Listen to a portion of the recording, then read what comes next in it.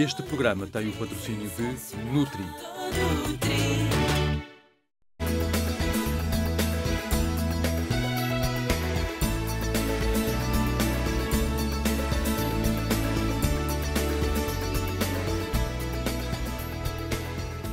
Olá, seja bem-vindo. O Viva Saúde é o seu programa de saúde e bem-estar que é transmitido em qualquer país do continente africano.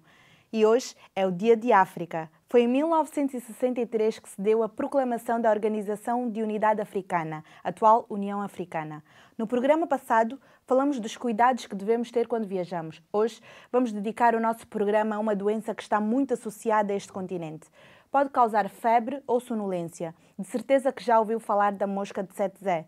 Hoje temos connosco novamente o professor Jorge Atoguia para nos dar todas as informações acerca da doença do sono ou tripanossomíase.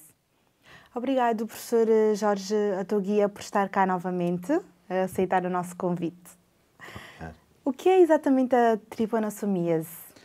A tripanossomíase humana africana, porque vamos falar de doença do sono, é uma doença que é provocada por um parasita unicelular chamado tripanosoma, por isso é que se chama tripanossomíase, e é uma doença que é transmitida por uma mosca. Em África, esta doença é transmitida por uma mosca de Sete Zé, que é uma gulsina. É uma doença que tem algumas características especiais que a tornam difícil de controlar, porque é uma doença rural. Não existe mosca de Sete Zé nas cidades. E, portanto, graças a Deus. Sim, graças. E está dependente do ecossistema em que vive esta mosca. Portanto, nós podemos prever onde é que possa existir transmissão em função da distribuição geográfica das moscas de Sete Zé. Existem várias espécies de moscas de Sete Zé, nem todas transmitem este tripanosoma. Há imensos tripanosomas que podem infectar animais ou podem infectar o homem, mas há só duas destas subespécies que infectam o homem, que é o Trypanosoma brucei gambiense e o Trypanosoma brucei rhodesiense. Estou a dar estes nomes esquisitos porque há uma relação direta entre o nome e a distribuição da doença. Explica-me. O Trypanosoma gambiense, a Gâmbia está na África Ocidental, é característico da África Ocidental e, portanto, teoricamente, se pensarmos nos países de expressão portuguesa, poderia afetar a Guiné-Bissau. Já houve tripanossomíase na Guiné-Bissau. Atualmente já não há? Neste momento nós não temos conhecimento de nenhum caso de tripanossomíase. Um dos meus estudantes de mestrado recentemente fez um estudo em moscas da Guiné-Bissau e não encontramos nenhum tripanosoma gambiense. Encontramos os outros que infectam apenas os animais e não provocam doença no homem.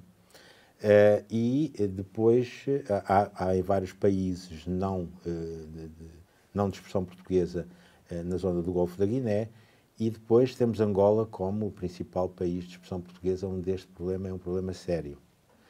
Na parte oriental, onde existe o tal tripanosoma rhodesiense, neste momento já não se fala de Rodésia, a Rodésia neste momento é ou a Zâmbia ou o Zimbábue, mas o nome do tripanosoma, claro, manteve-se. E é característico, portanto, da África Oriental, em que há casos em Moçambique, que é aqueles que nos dizem mais respeito, mas também mais para norte, Tanzânia, Quénia, Uganda, Sudão. Portanto, há esta distribuição da doença, e quando se fala em tripanossomíase, temos que pensar, no fundo, devemos falar nas tripanossomíases, porque as características são diferentes. As dos animais, a do homem que afeta a África Ocidental e a do homem que afeta a área oriental. E dessas duas que afetam a África Ocidental e Oriental, qual delas a pior? A pior, do ponto de vista da mortalidade, é provavelmente a da África Oriental, a rhodesiense, porque o ecossistema em que funciona o homem, a mosca e o tripanosoma é um ecossistema muito mais adaptado aos animais. O que é que isto quer dizer? Quer dizer que os tripanosomas estão sobretudo nos animais selvagens e no gado. E, portanto, estão muito mais adaptados a este tipo de animal. Quando são transmitidos através da tsetse, que é também uma tsetse diferente da África Ocidental, ao homem, este tripanosoma no homem vai provocar uma doença muito mais aguda do que aquele da África Ocidental. E ao ser uma doença mais aguda, se não é feito o diagnóstico, a evolução desta doença vai ser muito mais rápida. Ou seja, já nem passa pela fase do sono. Não passa pela fase do sono, exatamente. Portanto, aqui há um conceito que é importante, que é comum às duas. Qualquer pessoa infectada, se não for tratada, vai morrer. Portanto, este é um dos grandes dramas da doença do sono. É altamente mortífera. Sim, aí não temos grandes hipóteses de pensar que vai alguém sobreviver sem tratamento. E, portanto, a necessidade de diagnosticar e de tratar é fundamental nesta doença. E isso nem sempre acontece nestes países por vários tipos de dificuldade. Portanto, para Angola, que é o que poderá eventualmente interessar mais neste caso, uma vez que é onde há, digamos, uma situação mais epidémica da doença, ou pelo menos houve recentemente. Para Angola, a doença é muito mais crónica, muito mais arrastada e as pessoas, na maior parte das vezes, não sabem que estão infectadas. Como assim? Foram picadas pela tsetse, vamos pensar outra vez, zona rural muitas tsetses. Estas tsetses gostam de estar junto dos cursos de água. Rios. Ora, quem é que vai aos cursos de água? Toda a gente da aldeia se coloca, aldeias são postas junto à água porque é mais fácil o acesso. E toda a gente vai à água. Portanto, os homens, porque precisam de pescar ou das suas atividades em termos de higiene, as mulheres que vão buscar água, as crianças que vão brincar. E, portanto, aqui não há sequer nenhuma grande separação entre grupos etários e sexo. Toda a gente pode ficar infectada, porque as gulsinas estão lá. E, portanto, aqui esta tsetse está muito adaptada ao homem e até aos animais daquela aldeia. Portanto, também pode infectar e serem reservatórios da doença.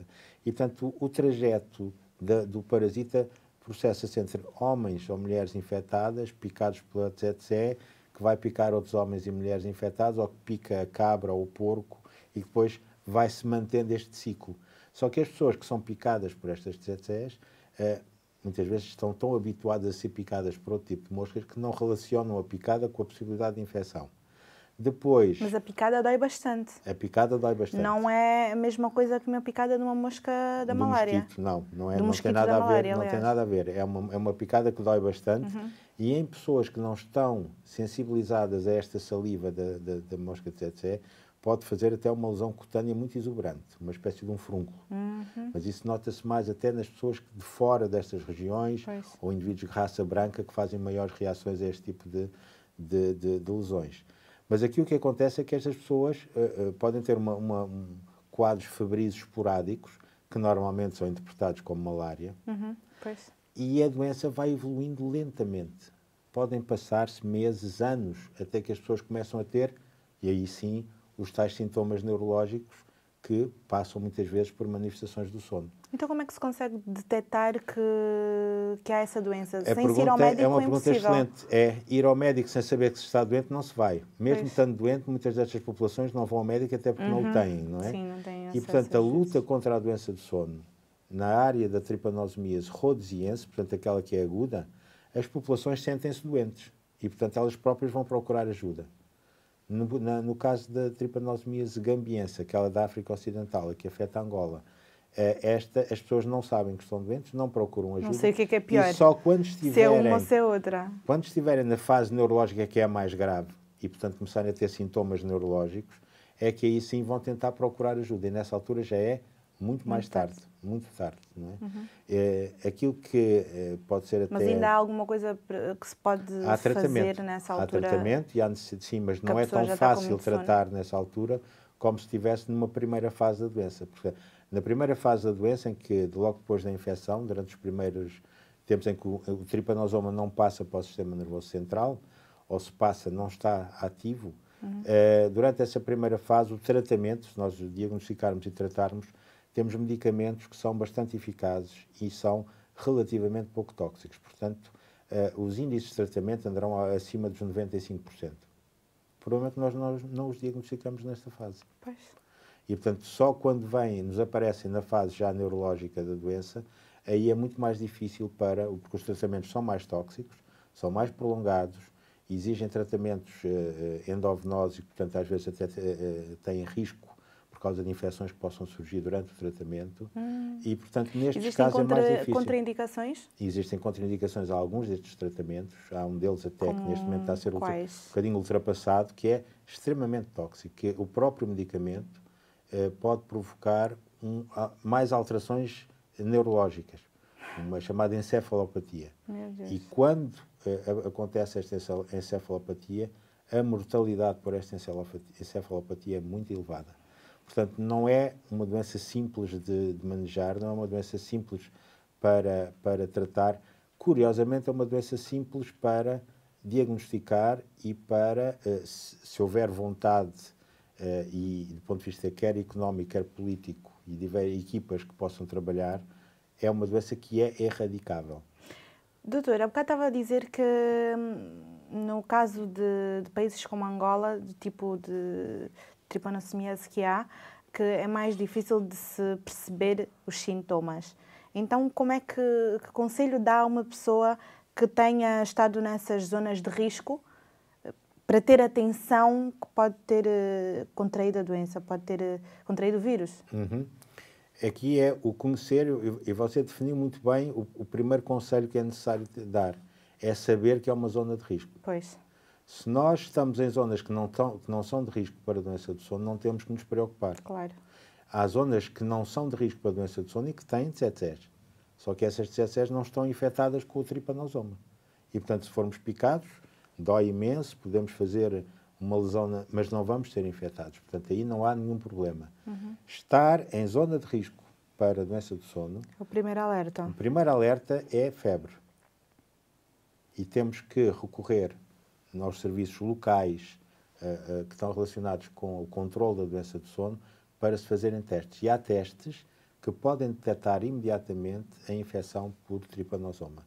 Testes que se fazem no sangue. Que tipo de testes? São testes no sangue, que até se podem fazer com uma picadinha no dedo e com uma gotinha, como se faz Como se a chama gota gota espessa. espessa. Mas que aqui se fazem são testes sorológicos, portanto, são testes laboratoriais que têm uma aglutinação que se vê perfeitamente, com umas gotinhas, junta-se e faz o teste. Professor, mas uma pessoa que, como referiu há bocado, às vezes é um bocado confundido o quadro com a malária. Uma pessoa que vai ao médico, peça para fazer gota espessa, a pensar que tem malária, quando se faz a gota espessa, vê-se já, portanto, o quadro todo. Se tiver... Pode não se ver. Se a quantidade de tripanosomas for muito baixa, pode não se encontrar os tripanosomas e eles estarem lá. Por outro lado, as pessoas que vão fazer este tipo de análise, esta gota espessa, estão mentalmente preparadas para encontrar o parasita da malária e não o tripanosoma. Exatamente. E, portanto, se encontram o parasita da malária, param imediatamente, não andam a procurar mais coisas. E o diagnóstico que sai é um diagnóstico de malária. O que é mais complicado aqui é que, na maior parte dos outros locais, é que as pessoas nem têm sequer acesso a poderem ir fazer a gota espessa. Não têm acesso. Porque são zonas rurais, zonas do interior, zonas que não têm realmente nenhum apoio do ponto de vista da saúde. E é muito difícil, muitas vezes, lá chegar. E é por isso que o controle da doença passa em Angola, desde os anos 40 que se faz esse tipo de controle, faz-se com equipas que vão para o terreno procurar as pessoas. O que temos que fazer é ter uma equipa que tem os microscopistas, que tem os técnicos de laboratório que fazem estes testes serológicos. E ainda hoje acontece isso? E ainda hoje acontece e tem que acontecer.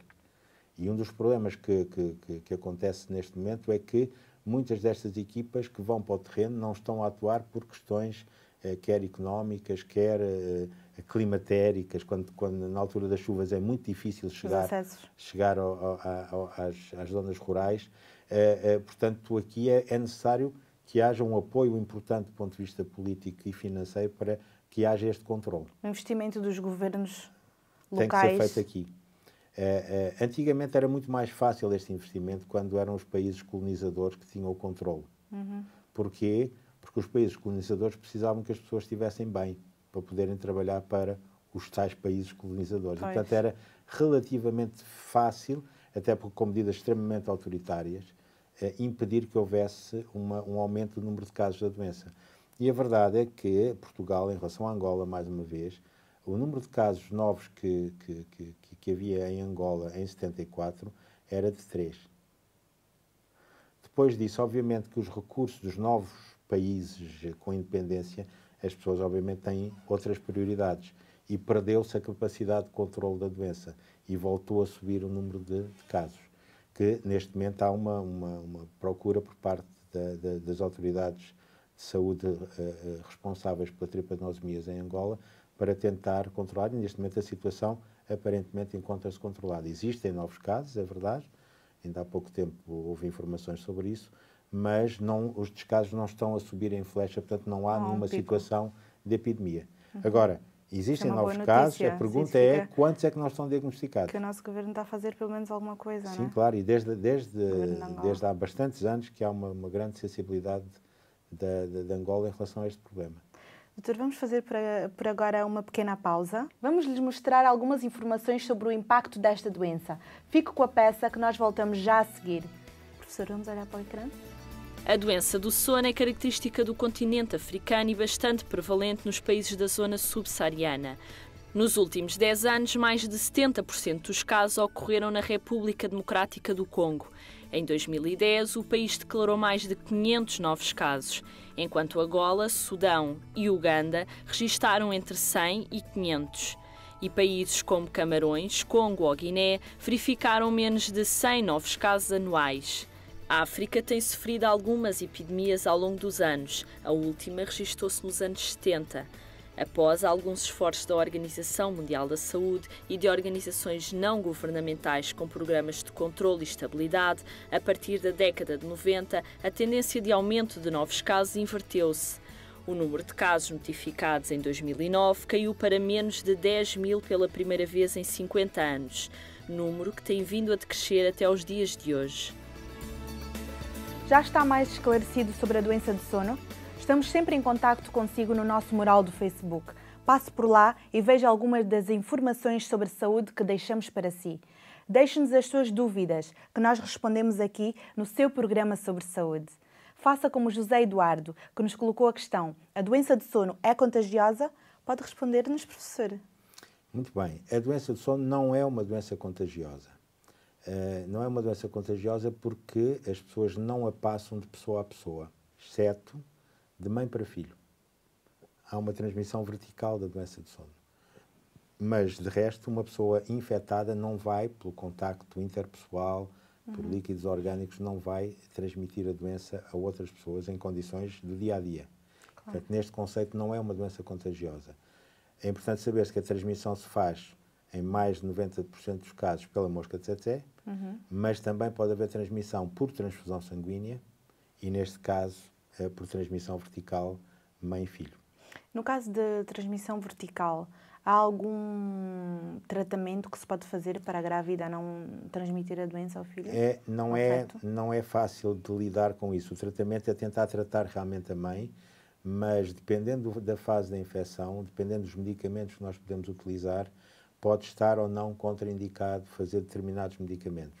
Pois. Portanto, tratar uma grávida como referiu há bocado, são medicamentos tóxicos. Alguns deles, e dependendo da fase da doença, não é? Portanto, tratar uma grávida com doença de sono é um problema muito grande para os médicos responsáveis por esse tratamento, não é? Portanto, a decisão de tratamento ou não e a decisão de que medicamento utilizar são decisões, por vezes, muito, muito difíceis. A questão aqui em relação à gravidez e à criança e ao tratamento há tratamento para a doença do sono, não é? E como vimos, quanto mais cedo nós conseguirmos diagnosticar a doença no tempo, isto é, quanto menor for o tempo em que as pessoas estão infectadas, mais facilmente podemos utilizar medicamentos muito menos tóxicos e mais eficazes, não é? Portanto, o objetivo aqui é realmente tentar identificar o mais cedo possível a doença. Portanto, não há como no vírus da SIDA o tratamento para as pessoas grávidas, como corte de transmissão vertical, para não passar diretamente o vírus, é ir ao foco que é a mãe. Exatamente. E ter atenção e acompanhar a gravidez e ver se há possibilidades de detectar a doença no feto e no caso de ser possível tratar a mãe com medicamentos para a fase inicial da infecção, aí sim fazer o tratamento dentro do máximo de cuidado para aquela mãe e para aquele filho. Claro. Há alturas em que é mais propício aparecerem as tais moscas de tsetse? Alturas do dia? Não, elas picam sobretudo durante o dia, estão mais ativas sobretudo durante o dia, não é? Mas são diurnas. São mais, sim. Embora as moscas não tenham tanta... As moscas são quase todas sempre muito mais ativas durante o dia, não é? Nós próprios sentimos um bocadinho isso com as moscas domésticas, etc. Não é? A escuridão faz com que elas fiquem mais calmas. As alterações de comportamento podem ser muito perigosas? As alterações de comportamento entram dentro do quadro das manifestações da doença, sobretudo já manifestações ligadas à área neurológica. Portanto, quando o que parasita... manifestações são essas? Há vários tipos de manifestações possíveis e que eu não lhe vou enumerar porque podem ser muitas. Agora, vou-lhe explicar porque é que elas podem ser muitas. Sim. É porque o tripanosoma, o parasita, não tem nenhuma área preferencial do cérebro onde se localizar. O que quer dizer que pode ficar em qualquer zona. E ao ficar em qualquer zona pode dar qualquer sintoma. Quer mais ligado à área psíquica, alterações de comportamento, às vezes nota-se mais nas crianças que começam a riem sem saber porquê, ou que têm alterações do humor. Há em muitas circunstâncias ainda ligada às questões psíquicas. Há dentro das aldeias, muitas vezes, as pessoas que têm alterações de comportamento e que são consideradas os loucos da aldeia, Pois. que são marginalizadas, muitas vezes são pessoas que estão infectadas com tripanosomas. Há estudos feitos em sanatórios mentais, em zonas de tripanosomias, em que se encontra uma porcentagem relativamente elevada de pessoas que estão internadas e que estão infectadas. E depois as outras manifestações neurológicas podem ser motoras, com déficits do ponto de vista motor, podem ser sensitivas a alterações da sensibilidade. O que é muito importante e indo um bocadinho àquela sua questão, como é que as pessoas sabem que estão infectadas ou não, é qualquer sintoma psiquiátrico ou neurológico em indivíduos que vivam em zona de transmissão de doença de sono, até prova em contrário, é doença de sono. E este é o princípio que nós técnicos devemos seguir e que na educação para a saúde destas comunidades também se deve transmitir às pessoas. Mas atenção, esta já é uma fase tardia da infecção. Pois. É uma fase tardia da infecção. Voltamos ao mesmo problema. No início é muito difícil de Tem que ser detectar. as equipas e, portanto... a irem detectar isto, sim. Isso quer dizer que é muito fácil da doença deixar sequelas para o resto da vida? A partir do momento em que há lesões neurológicas, é possível que, dependendo da localização, que estas lesões neurológicas possam ser permanentes. E nessa altura podem existir sequelas. Sequelas de marcha, sequelas sensitivas, sequelas de movimentos repetitivos. Portanto, há vários tipos de problemas que podem surgir a esse nível. Sendo assim tão séria a doença, há alguma maneira de prevenção? A prevenção da doença passa por, do ponto de vista individual, pelas pessoas saberem que a transmissão é pela mosca, as zonas onde existe a mosca de tsetse, e, portanto, tentar evitar o contacto. Mas isto é quem vem de fora para dentro. Pois. Agora, as pessoas que já residem nesta zona, a prevenção passa pela saúde pública e passa, sobretudo, por tratar as pessoas que estão infectadas. A luta contra a tsetse é uma luta que é relativamente difícil, porque é feita com armadilhas. Há umas armadilhas, provavelmente a Karina já viu em Angola, quando vai aqui à Barra do Kwanza, por exemplo, existem estas armadilhas, que são umas armadilhas piramidais azuis e pretas, que ficam penduradas nas árvores e balançam. Isto porque as tsetses são atraídas pelas cores escuras e, portanto, ter a armadilha a balançar na árvore com movimento, elas também são atraídas pelo movimento, fá-las aproximar-se e ficarem presas nas armadilhas. E esta é uma forma de evitar uma grande quantidade de tsetses à volta das aldeias, não é? Mas é preciso também ter cuidado, é preciso educar as pessoas que estão nessas aldeias para limparem o terreno à volta das armadilhas, para terem cuidado para as manterem sempre em condições de estarem ativas, não é?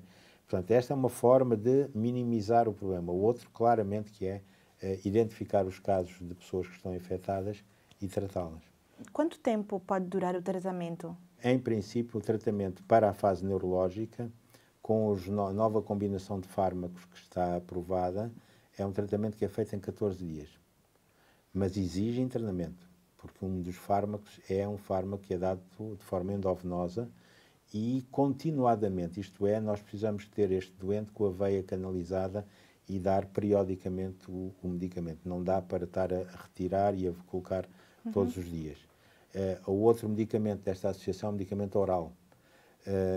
Quando se fazia, em alguns sítios da África ainda se faz, sobretudo na África Oriental, o outro medicamento, o arsenical, que tinha efeitos secundários muito importantes, esse medicamento era feito por um período que normalmente estaria na volta dos 30 a 35 dias. Bem maior. Não sempre continuadamente, com períodos com 3, 4 dias de tratamento e depois períodos de descanso. E aí a dose tinha que ser dada estritamente na veia. Portanto, tínhamos que pegar na seringa e meter a agulha estritamente na veia, porque se saía da veia, provocava uma necrose dos tecidos à volta da veia. Portanto, era e continua a ser um medicamento extremamente difícil de administrar. Imaginemos que no adulto já é complicado, imaginemos uma criança que precisa de fazer um tratamento estritamente endovenoso, que é extremamente complicado. E há vacina? Não há vacina. Nós estamos a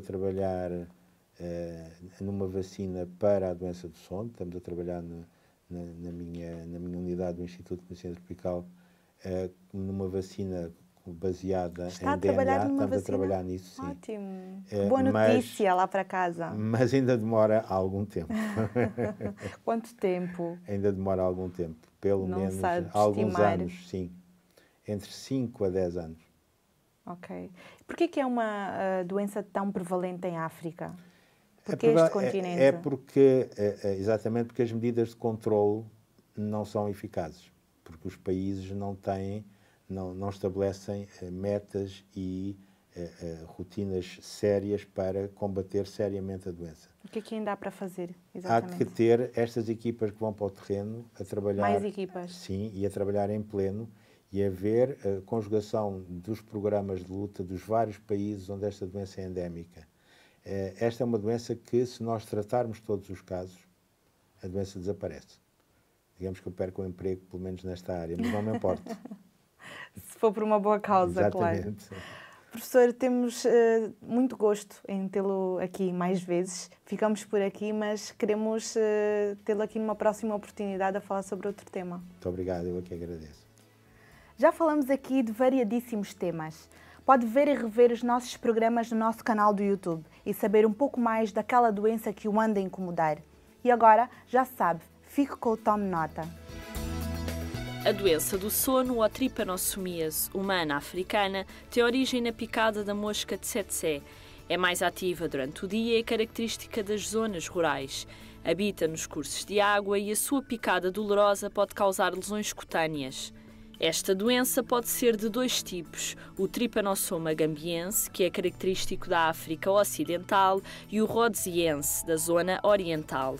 Os sintomas passam pela febre, sonolência e, num estado mais avançado, pode originar lesões neurológicas e psiquiátricas, que provocam alterações de comportamento.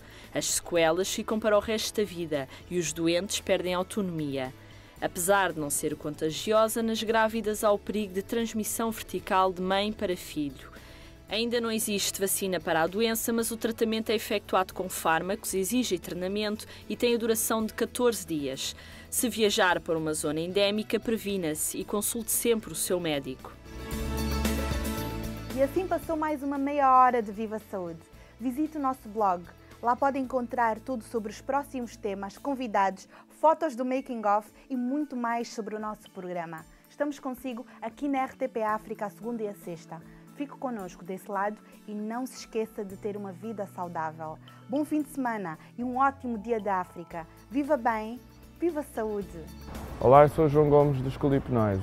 Queria-vos dar um conselho. Ande em pé ou de bicicleta todos os dias.